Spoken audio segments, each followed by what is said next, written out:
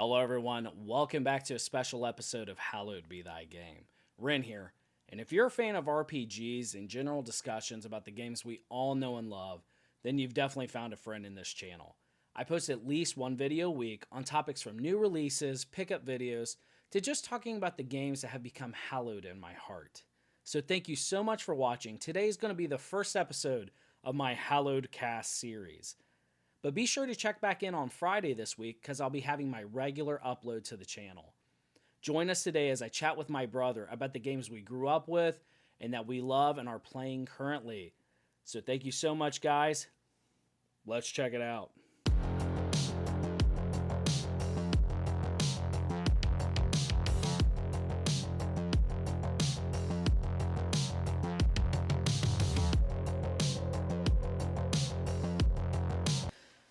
All right, welcome back. And today is the inaugural episode of our first Hallowed Chat.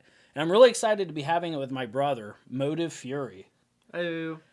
Thanks for having me. Thanks for being on. I'm excited. So, I wanted to go ahead and start off. Could you just let everybody know kind of what kind of gamer you are and the games you're into? I play a lot of competitive games. I would say mostly first-person shooters. I dabble in League of Legends a bit.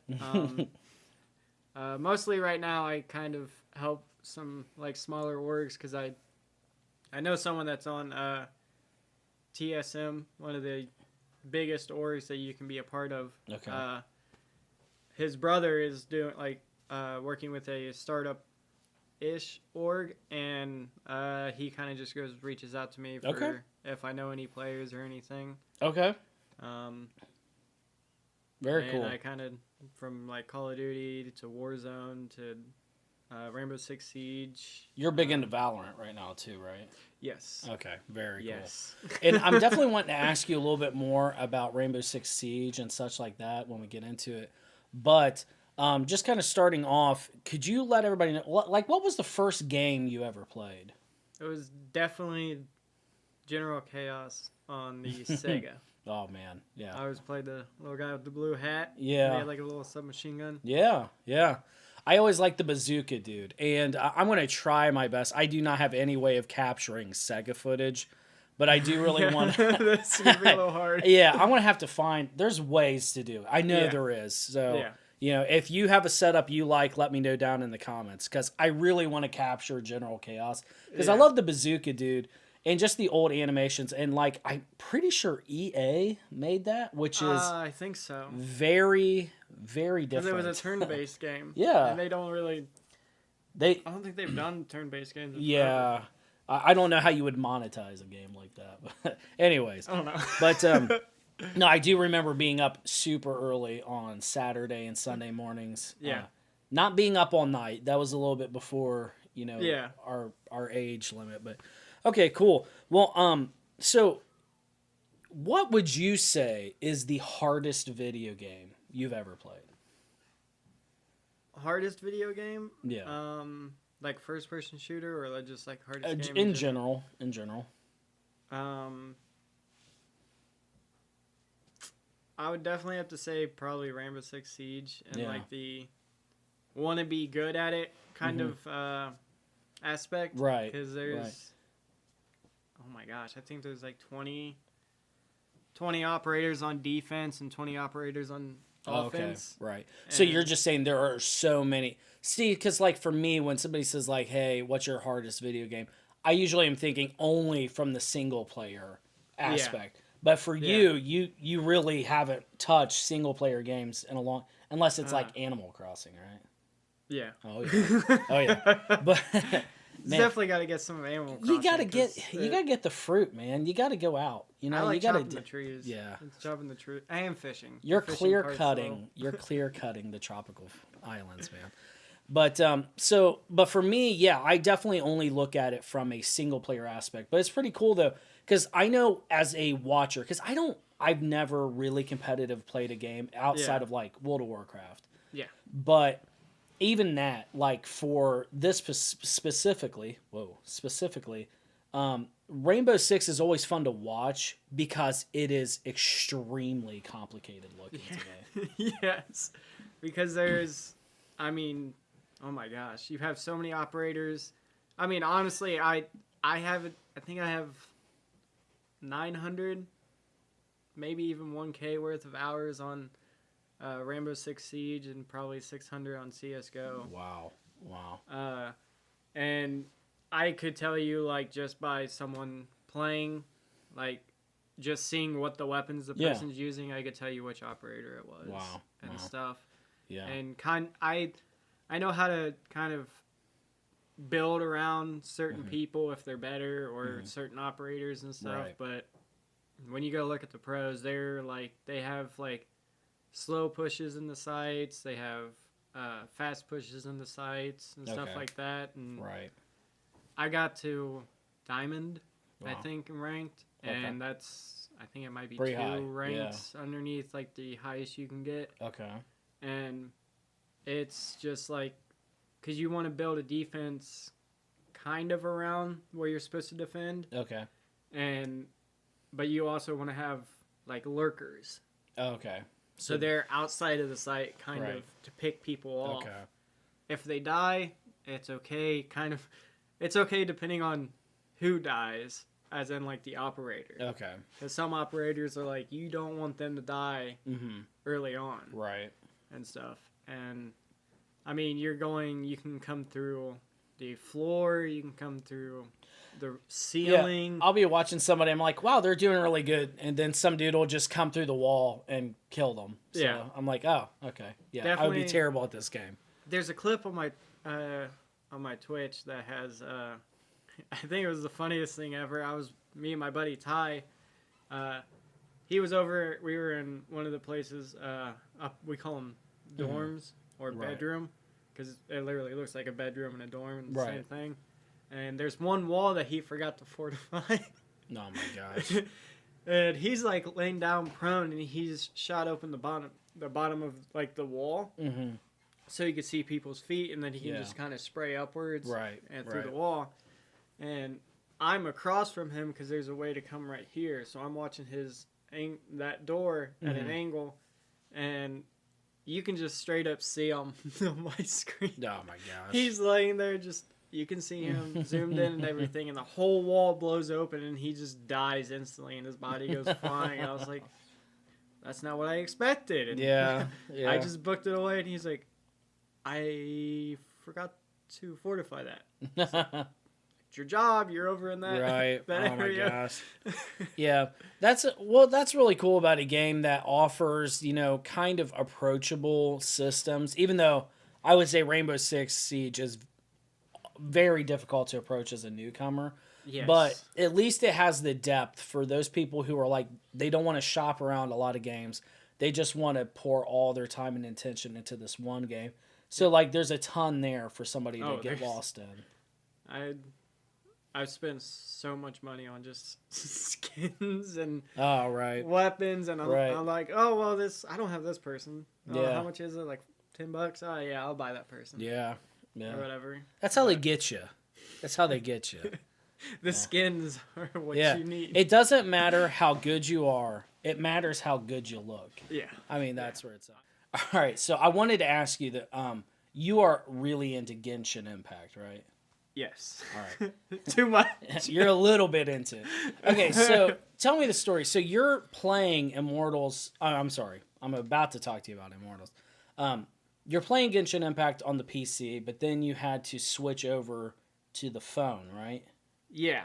I was playing on the phone for a little bit, and my my thumbs are hurting after a while. Yeah. Because it's all like analog stick. They don't have the controller kind of import on iOS yet. Okay. And I don't think they have it on Android yet. Okay. So,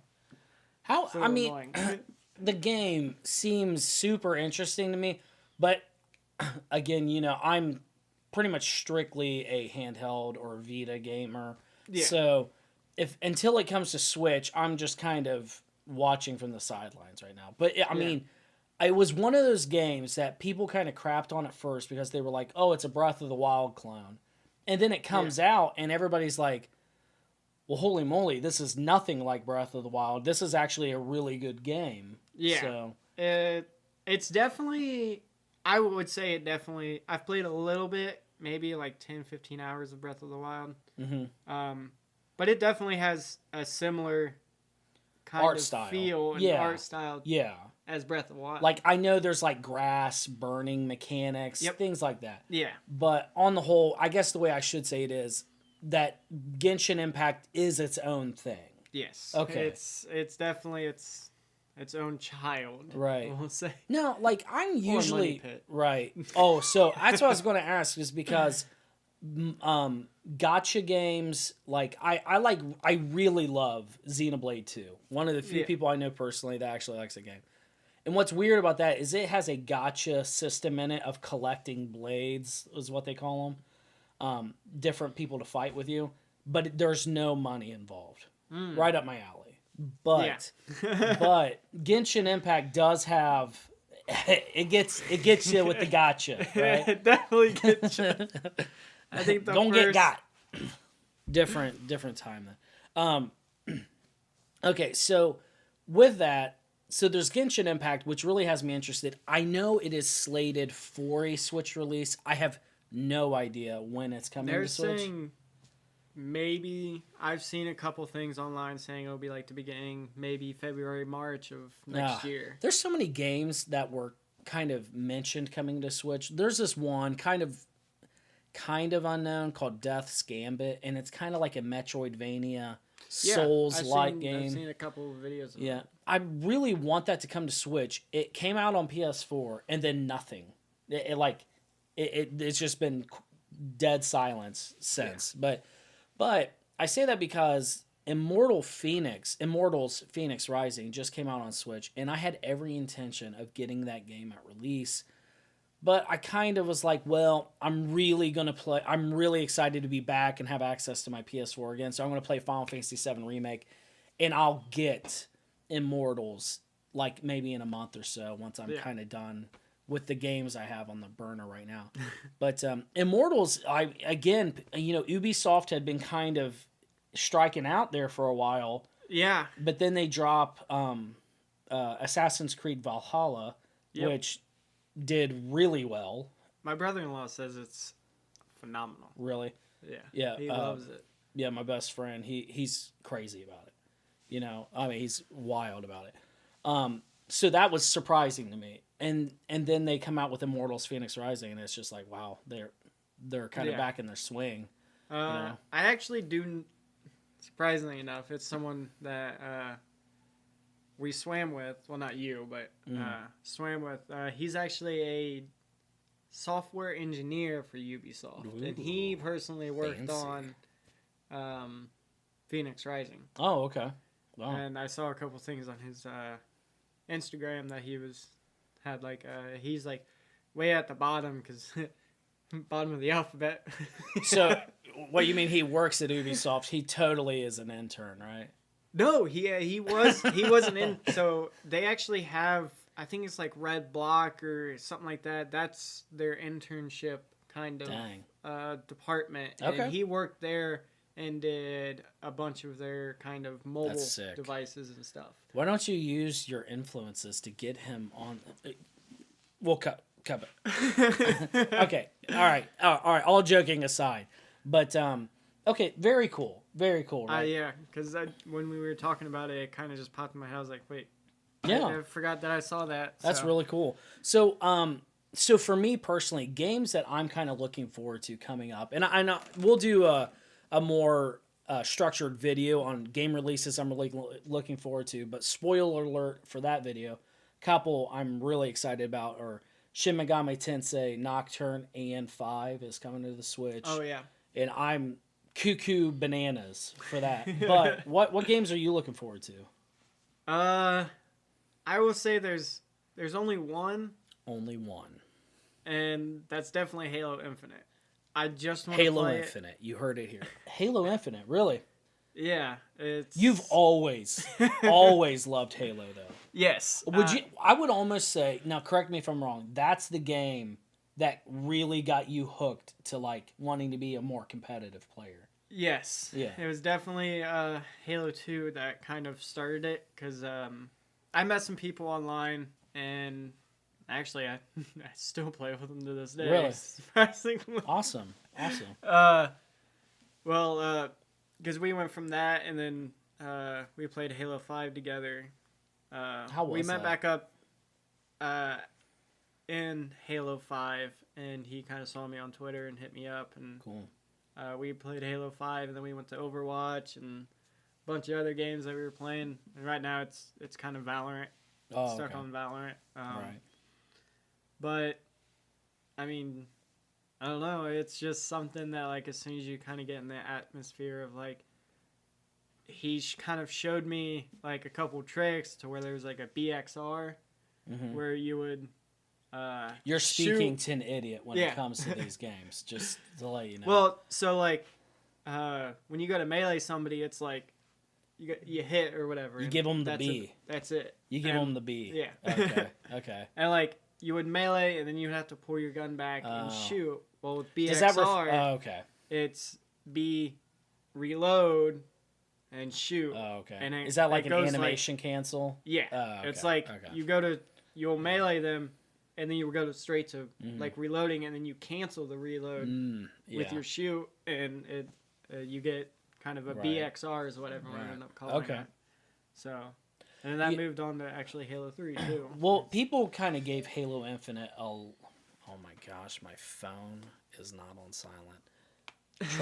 Trash channel. So Halo Infinite, people kind of gave it some grief when it was announced with the graphics, but to be honest, I'm a Switch gamer. I'm not a huge stickler for graphics, but I will say this, like, it looked solid. It looked like old school Halo, not just graphically. I'm not crapping on it, but like it kind of had that feel to it, which I was like, I respect that. That's cool.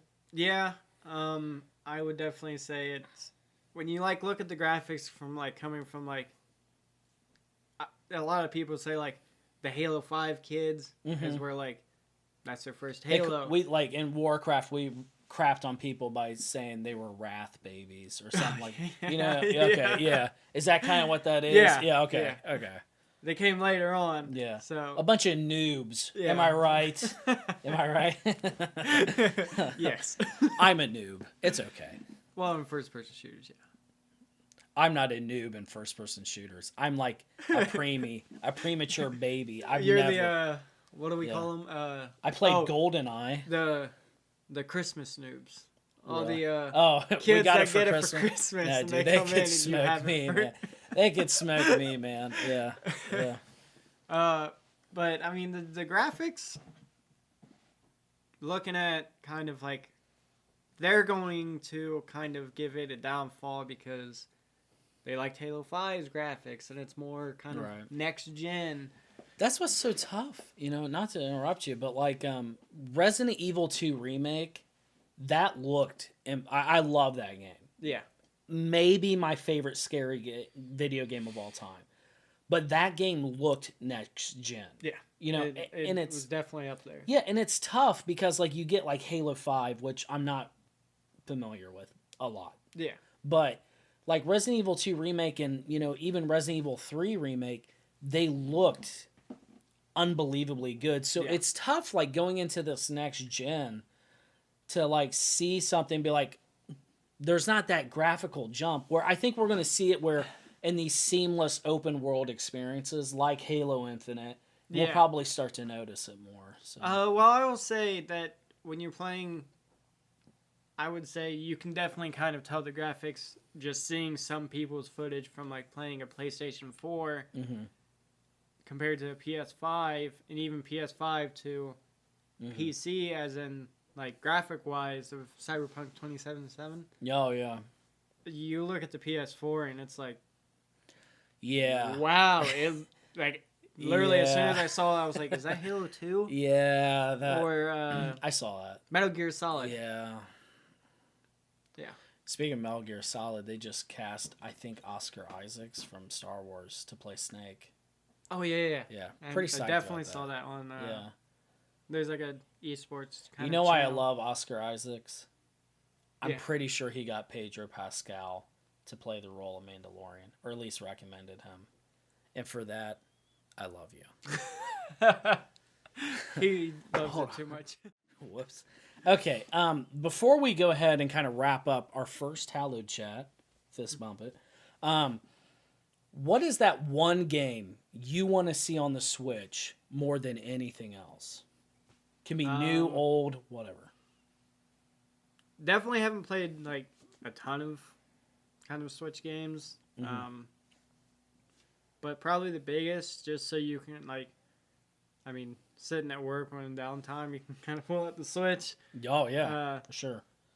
Definitely Genshin Impact. Oh yeah. I mean, that makes total sense. I love that game, and it's just so hard at the same time because like later on in the game, like right now I'm adventure rank like 34, and to go up to that is like a bunch of daily missions, right, and world missions, weekly missions, and then maybe some events that they have on. Right. So it's definitely a game that incentivizes you to play every day. Yeah.